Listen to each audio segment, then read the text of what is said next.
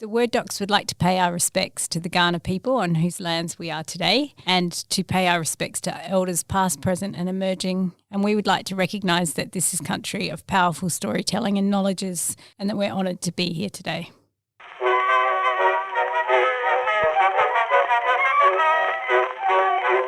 Why don't you write when you don't need money, honey? That would certainly make a hit.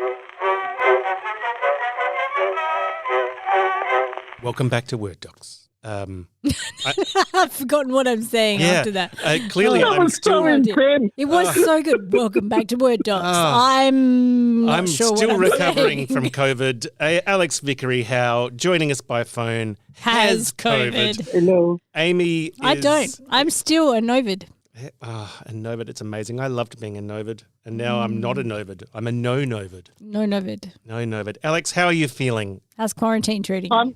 I'm in a mysterious house in Hawthorne Dean with my partner and my dog. We don't really know where we are. We came here in a rush. This and sounds we've like had you're like a COVID ever refugee. He's moving house and he's staying in an Airbnb. What's the address? We'll come find you. All of us. I'm staying in a lovely house in a lovely suburb, but I make it sound like I'm escaping the Nazis. But it's a really weird house because the floor is all like twisted, like you can slide down. Is it's like it, a or Tim do you have Burton house. COVID? Maybe you have a Both, I think. fever. Maybe it's not a I fever think dream. it's like built over the tree roots or something. Like the lounge room, you slide into the bathroom. Or over an Indian Even the dog. graveyard. I think you're in a Lovecraftian fever dream. Nick Yeah. Cave's going to appear Yeah. at some point and yell at you, just like in Colour Out of Time or whatever that weird movie was called. So we are actually here recording an episode of, we've dragged Alex out of, look, even being sick and having COVID is not a good excuse for missing a Word Docs recording session. So here we are. What are we going to talk about today?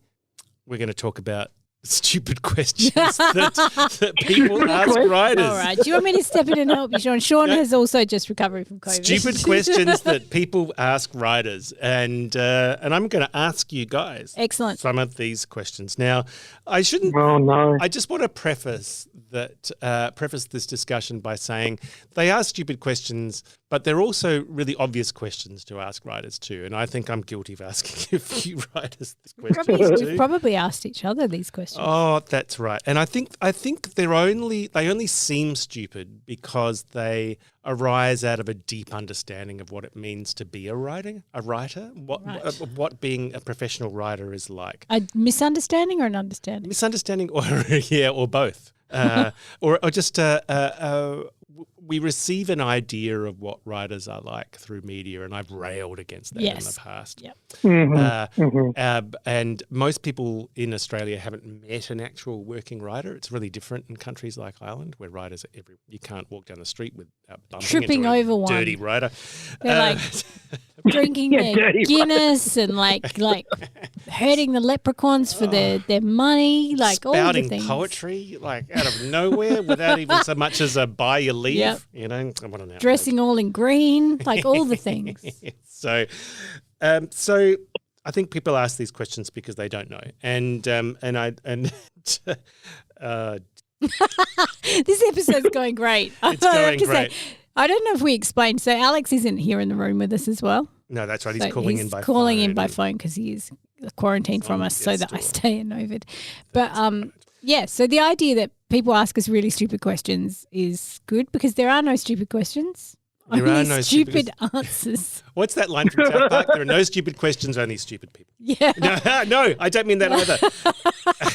Anyway, fire a question. at Okay, us. so I'm looking at a list. It's on a blog spot called the Right Conversation, WRIT. Awesome. So this is a list of dumb questions. Thanks for compiling them the right. What's it called? The Right Conversation. Yeah, thank you very much. And I may jump from then. I've researched a few of these sites because there are quite a lot of these. Ooh. Obviously, we're not the only people who get this question. So, so here's the first one. I have an idea for something you should write about. What about we split the profits? Oh God, I've had that so many times. So many times, and I loathe it. So now, why do we hate that question? Why Because is you that a want me to stupid do the question? work, and I'm not a mule. You're treating us like servants. Well, I think it's a basic misunderstanding of where the work is in writing. Like the people think an idea matters, and this is what actually our first year topic is about. First semester, first year, we teach a topic called Ideas, Imitation, Originality, and it's about ideation, about how ideas are cheap. Like ideas are everywhere, and it's grabbing one and actually doing something with it. That's the hard work. Like I think that's very hard for people to understand because they think, oh, I've got this idea, it's so original, it's brilliant, this is a gift, and this is also something I must protect jealously and guard against writers who will steal it. And ideas are not the job. And I've said in the past that ideas are kind of, I don't know, worthless is too strong, but they're cheap. Like ideas are cheap. But also I think it's this devaluing of what we do. It's this sense that, the sitting down and doing it every day is easy for us or something. Yeah, and this is one of the questions that's raised on this list. Writing is easy. What else do you do with your time? Oh, do you know what I love? And shout out to some of our postgrads. Hi, I love you guys. And I do really love them. But the one thing that's really interesting is often watching people write their first novel is when they hit that point, which is about 2/3 to halfway through, where they suddenly go, this is going to actually be so hard. This is going to be a grind. And I kind of love seeing it because it's like the first moment when people really get how hard it is to write a novel. Yeah, and it's allied with and it's going to take time. Sorry, Sean. No, you, Alex. Go. You're now I'm doing the overlapping thing. It's going to take time away from other parts of your life. It's going to be that some days you don't want to sit down and do that, but you have to. Most days. And that's right. And I think that's quite hard when, someone wants to go out somewhere or, your father's watching Indiana Jones in the other room and he's got the twisties out, random example. Sean, you've said a lot of very wise things over the years. Have I? When was that? Yeah. Is it on tape? Can I prove it? Probably. It's probably on a Word None of them are on the podcast at all. But it's around the idea of that working thing and that people just don't appreciate how that we make it look easy. You basically said once, the problem with us is we make it look easy, and that makes us sound arrogant, but that's not what we mean. What we mean is like if you have a book out every year or like some of us, I've got 2 out this month. Yeah. It suddenly looks easy, but those were not written in the same year. Like one was written last year, one was written the year before. And they were like, even if I write a book in 2 months, which I did this year, it was blood, sweat and tears. Like it wasn't like I just sat down for 2 months in the summer and it was fun and I was drinking cocktails and it was all good. It was like really hard work. It was like 14-hour days or longer. My kids and my partner will tell you, like it was just a grind and I was exhausted. And so I think we make it from the outside, it looks easy, but actually it's such a grind. So if someone comes to you and says, I've got an idea, you're just like, no, it's fine. I've got my own ideas. I've got a million ideas. Yeah. And would you write one for me? I've got a million ideas. Yeah, absolutely. And I've got folders full of ideas. Well, this is what James Patterson does now, isn't it? Yeah. He has the ideas and other people write them. Is that's the thing? Just farms them out. Oh, okay. Yeah. I get this from drama students a lot. I've got a great idea. Write it for me. And I think, you sure, can and then someone else can star in it. Well, can you imagine that? Can you? Well, you can sense the exhaustion in this room right now. I can feel it. I hope we're not sounding too mean and too negative. That's right. But just please don't approach any of us and ask us to write your book for you. We've got our Have you ever? I've lied about what I do when I've sensed that this is on the cards. I've gone to events where I've just. Are you like, lied. I'm an elephant trainer? I can imagine the things you come out with. I run a Japanese bathhouse. I'm a train driver.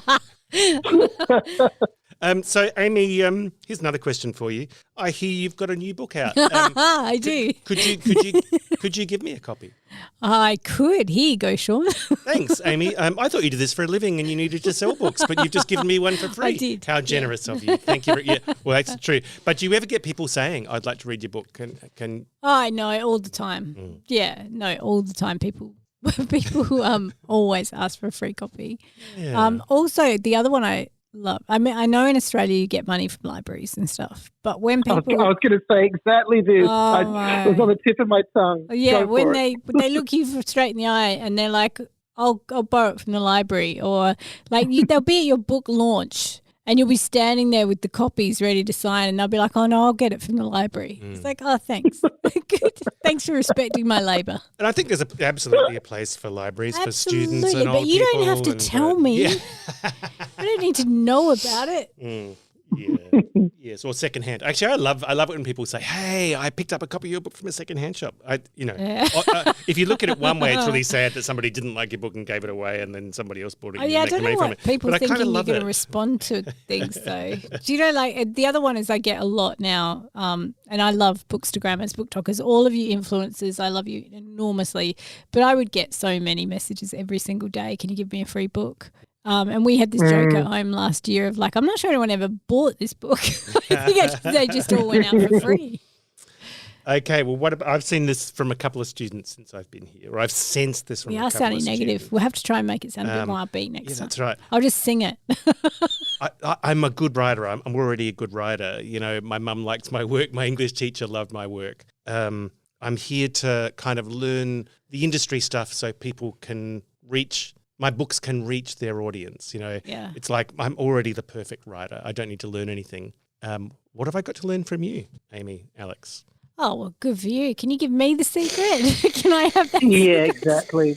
Can I know how I mean, to no reach an one audience? says you have to come to uni or to any kind of class. You don't have to do it. You know, if you're that good, get out there. It's funny, though. I was sorry to cut you off, Alex.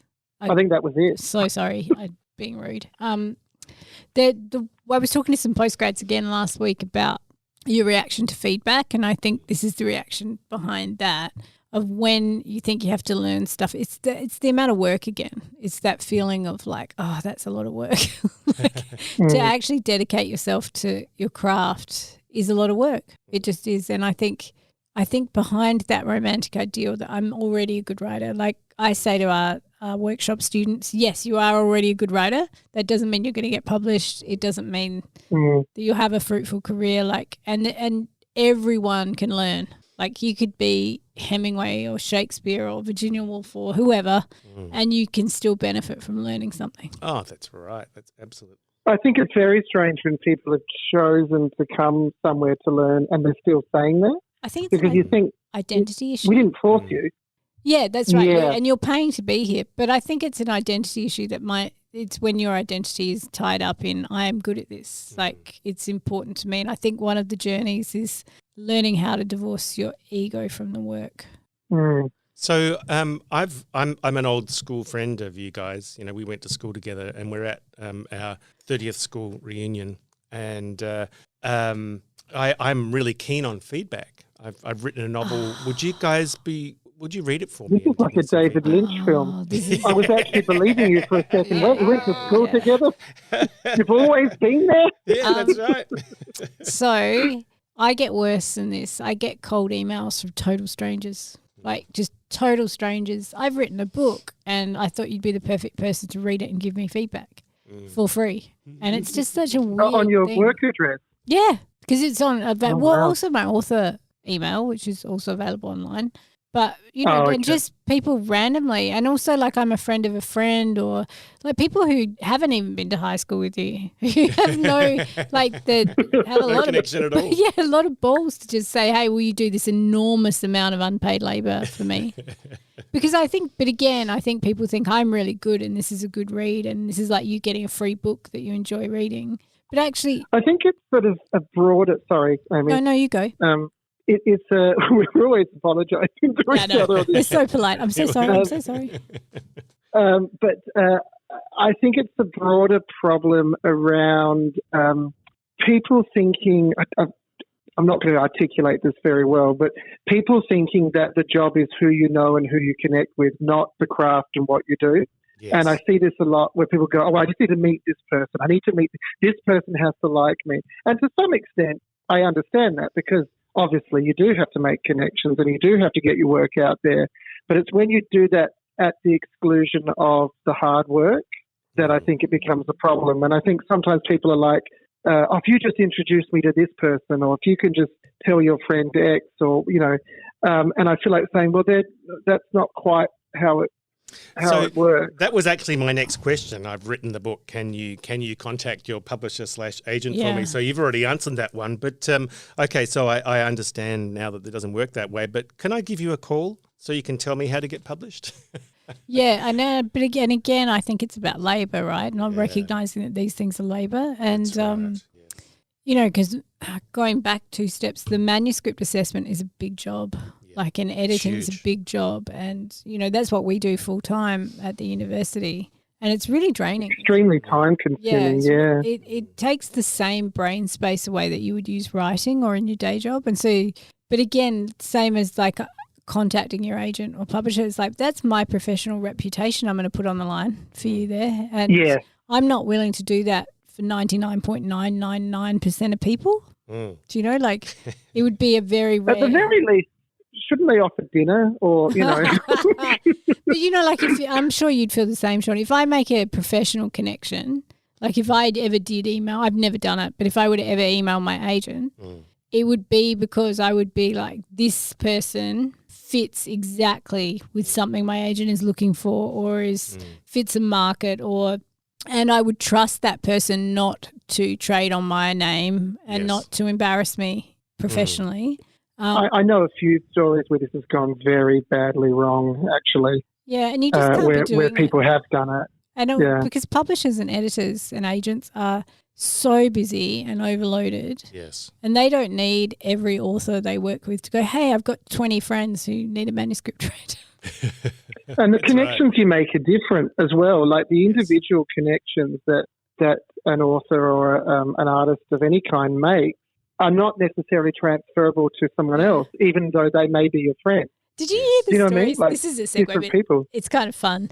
I remember reading a biography of Steven Spielberg once and about how after Jaws he became like a target for every script writer there was. And he was just like getting harassed. So he had like this rule, I'm not going to read scripts. Like if I ask for it, if I comes through an agent, but I'm not.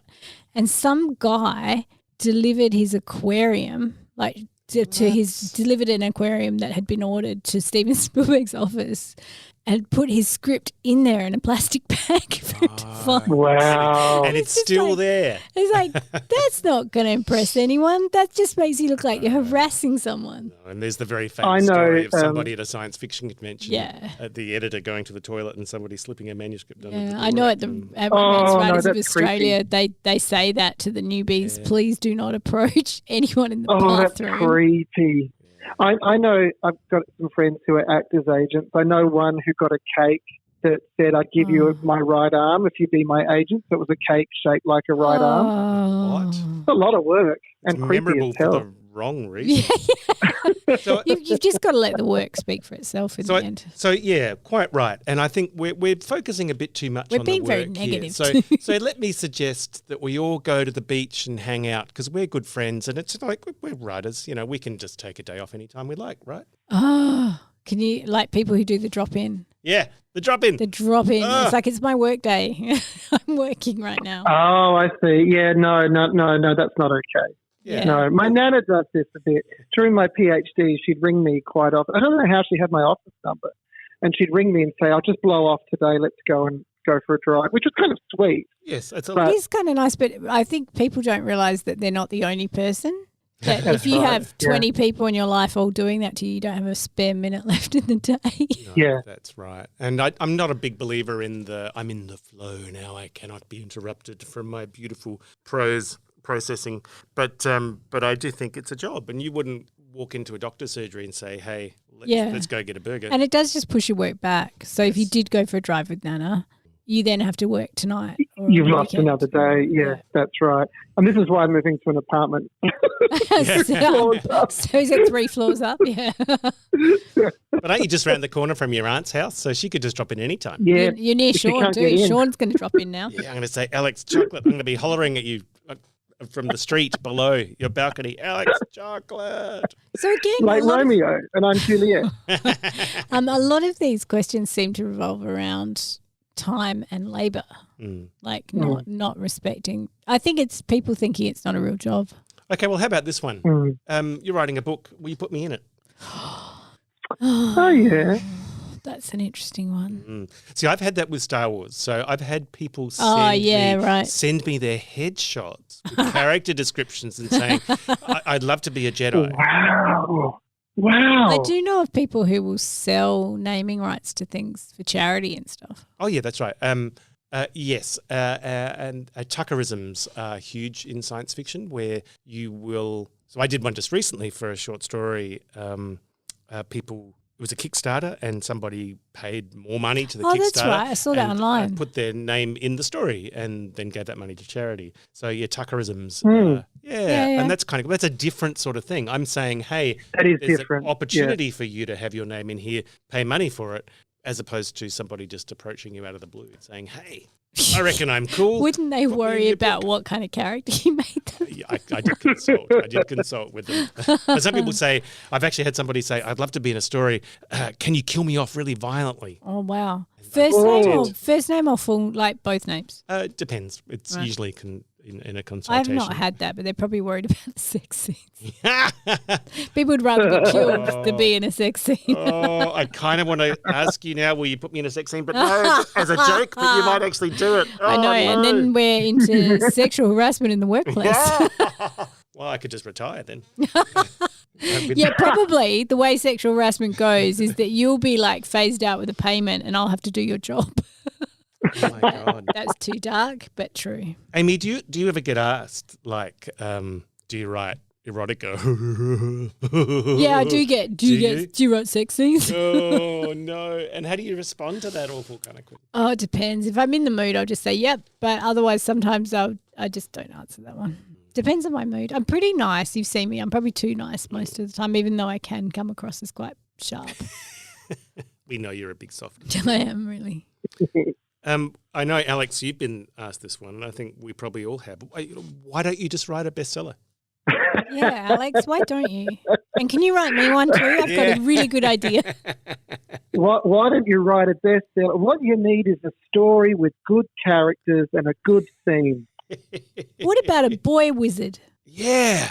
Or what about in space and there's some mystical source? Someone I know, their accountant said, can you be a writer like, who's the guy? Oh, Stephen King. Try and write more like him. Yeah, do that. Do that. Easy. Yeah, I Solved. thought of that. Oh.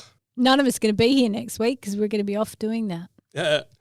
I'm going to flip the table and flip the role here. Instead of picking on the questions the things that people say to writers. Yeah. I'm going to flip it to dumb things that writers say, like, which might include things that I've said. I got it right the first time. Have you ever had anybody say that? Oh, yes. Yeah. I had a PhD student who said that. I got it right the first time, and that's the way it must always be done. You do it once and you do it well. And it's very hard to know how to respond to that. Yeah, how do you respond to that? Well done. Well done. It's going to be a short PhD. It's kind of a tricky thing though, isn't it? Because there's an element of which you always have to be open to your own subjectivity to kind of go, well, you know, an artist, like you are responsible for your own work as an artist and you do know your work best. And so we can offer feedback. But I'm always conscious of not being too rigid as well. But, you know, you just say, well, I stand in for the examiner here and I can tell you what I think will fail.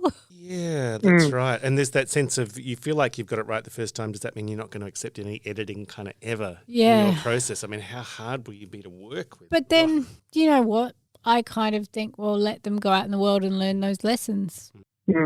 Like, I don't feel like sometimes you have to just do that, don't you? Fight with people who are that stubborn. Hell, maybe they'll go on to be a bestseller. And, yeah, that's right. And then I'll eat my words. That does happen as well. I had another one. Oh, I got it right the first time and... I got it right the first time and what was it? This is my COVID There's one I hear a bit which drives me crazy, which is I don't need to edit or I don't bother with editing. Yeah. People don't need like it. And that drives me crazy. Yes, you hear it a bit from publishing too, don't you? Yeah, I suppose that answers the question actually, because I was thinking, how do you proceed from there? But the answer is probably self-publishing. I know that the Rocky Flintstone, the famous author at the heart of My Dad Wrote a Porno, didn't edit. He would just spew it forth in a Chardonnay-fueled writing fugue and then kind of hit publish. And you know what? It completely showed. Here's another one. Here's the one I was trying to remember a moment ago through my COVID fog. My characters have lives of their own.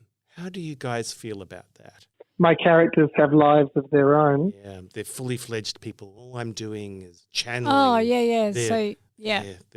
There's a writer called Elizabeth Bowen has a quote like that about just following along after them. Like they just live and breathe. And then Nabokov was the opposite. He said, my characters are galley slaves. Yeah. Do you think there are moments when a character leaps into your head and on the page pretty fully formed and just does their thing? But you're still making choices to curate the book and the chapters and stuff. I don't know, because all I think that is intuitive, like your subconscious doing a good job. Yeah. And sometimes it feels external. But I think it can tip into that tendency to mystify the process. I mean, certain part of the process should be. But maybe if that works for you, that's okay. Like some people are superstitious, maybe some people are mystical. Maybe, but I suppose it gets in where, you've said in the past, I think, Amy, where people wait for the muse or people wait for lightning to strike, and you've always said, but some days, you've just got to do the thing. Yeah. I wonder if that kind of thinking could potentially lead to someone going, well, I'll just wait till my characters talk to me. Yeah. And they're not talking today, so we'll go out with Nana.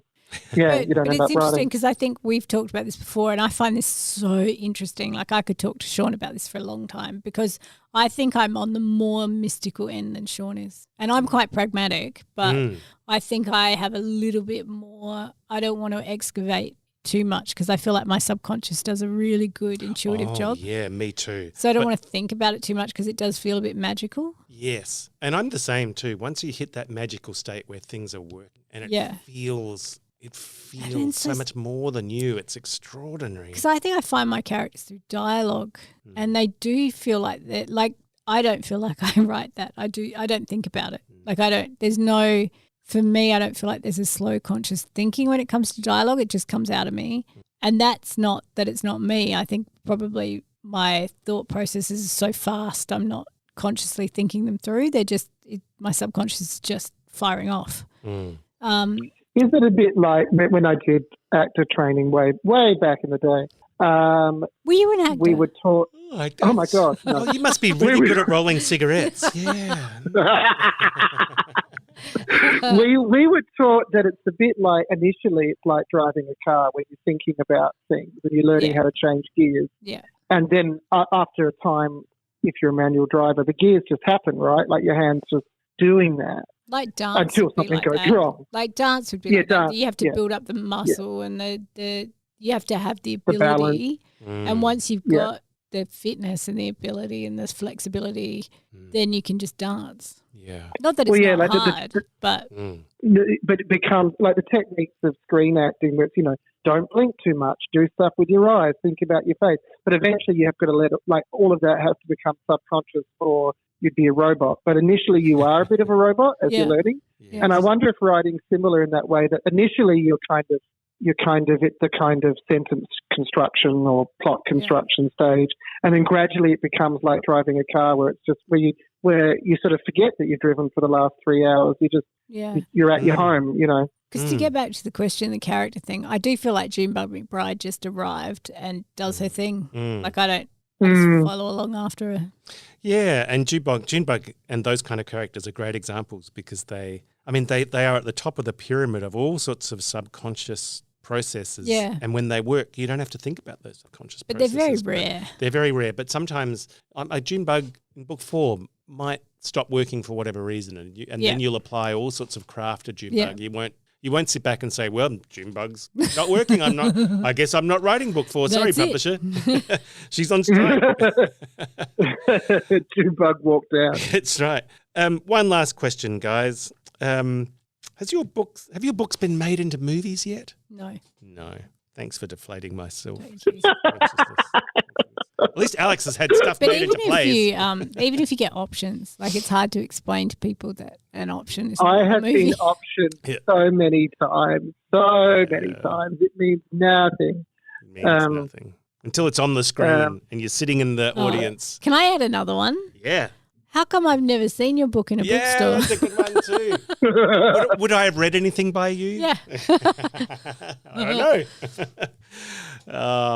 And I think it's easy to laugh about it, and I feel like we are in a position of power laughing about this kind of stuff. Yeah. But I think it is exactly as you say, Amy. It is indicative of People don't get it as a job. Yeah, as a job. But why would you? It's a weird job. It is a weird job. But another thing that people say is, I would like to have time to write. Yeah, and maybe I'll write a book like one it's day. a luxury. The other thing is, though, I would say, I think probably every profession gets weird questions, right? I was going to say exactly that. Yeah. Every job. Dentists, you can look in. Right. It's like engineers. Yes. Yep. Oh, train drivers. Can you build my kitchen for me? Yeah. Oh yeah, can you just come around and give me a quote?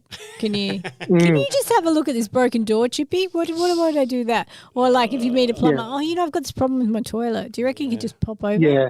And doctors too. Like I've just got the spot on my back. Take a quick look Let at me it. show you this rash. And they get really anxious around psychologists and psychiatrists. You can read my mind. Abnormal. Normal. In fact, there's a whole podcast series in that. Acting normal.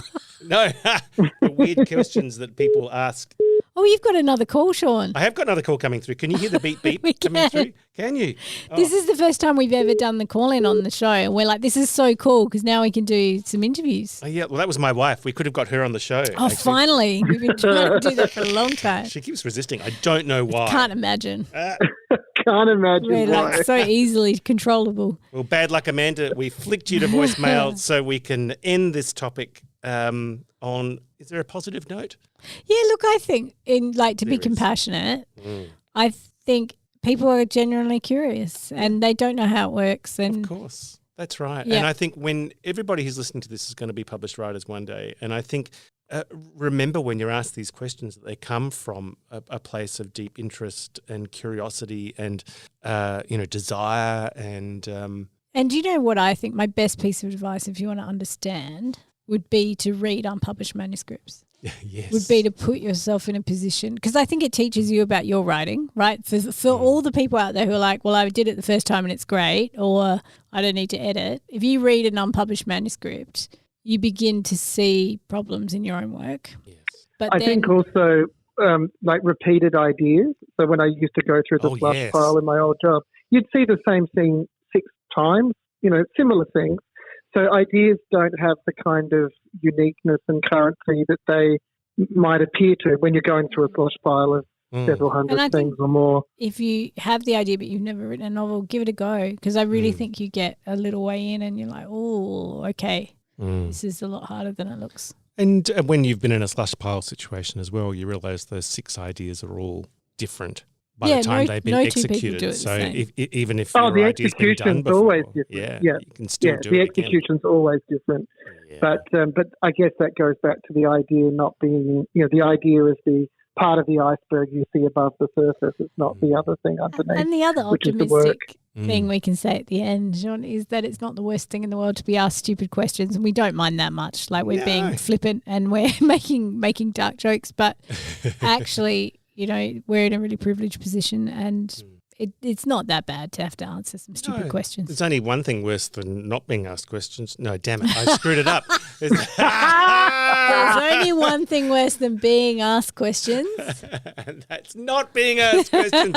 Oh, thank you, my beautiful co-hosts, for making up for my terrible Can COVID I say brain. thank you to both of you, because it was above and beyond to turn up with suffering the effects of long COVID and suffering COVID, and we bless you both for turning up and chatting today. Well, thank you, Amy. I don't even know who you people are. Can we get a bark from Spacey before we go?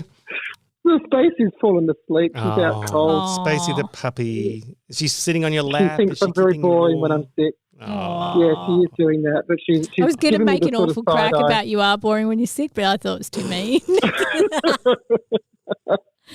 She's kind of snoring and giving me side eye. It's like she wakes up, looks at me, goes back to sleep. Oh, well, Alex, just care. get better. Yeah, just take get care of better, yourself. Alex. We need you back here at work. It's a bit weird having the empty microphone next I to know. me. It's like a little shrine to Alex.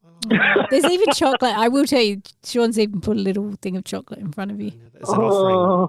Oh. Sorry, Alex. It's your favourite chocolate but too. I can't reach it. Oh. Anyway, rest up. Yeah. Get better soon, Alex. Thanks, Amy, guys. stay well. Yeah, I will. Stay a Novid. I know you've got the perfect Novid streak. Yeah, touch wood. Now, Alex, what do we say at the end of an episode? We say, happy writing. Happy writing. Happy writing. Why don't you write when you don't need money? All your notes sound alike too much. All of them starts with I love you, honey, but they end with the same old touch. Just for a change, send a nice loving letter and cut out that please remit. Why don't you write when you don't need money, honey? That would certainly make a hit. How are you feeling? This works well. I'm feeling a little bit worse today than I was yesterday. But I'm on the couch, so it's all good. I got Spacey here. Oh, Did you say you're on the couch or you're on the plonk? I'm on the couch. I'm on the plonk. That would be more exciting. Oh, poor Alex. Poor Alex. But I'm happy. I got Spacey here looking adoringly at me. So Oh, and what's that's Lisa all doing? you want. She's in Lisa another room. looking adoringly at Spacey. And now she's just walking past the door doing Hi, some kind of Lisa. dance. And they say hi. Oh, Now I've the set dog's the going dog crazy. off. You can't say hello because it sets the dog off. She thinks that means someone's here. Oh, no. All right. Okay. All right. Are you ready? Hold on, let me have some water. Oh, that's a good idea, actually. We better hydrate. Are you hydrated, Vickery Howe?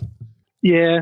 I can't move now. Spacey's literally sitting on top of me. Oh, I wonder if we could get her in the show too.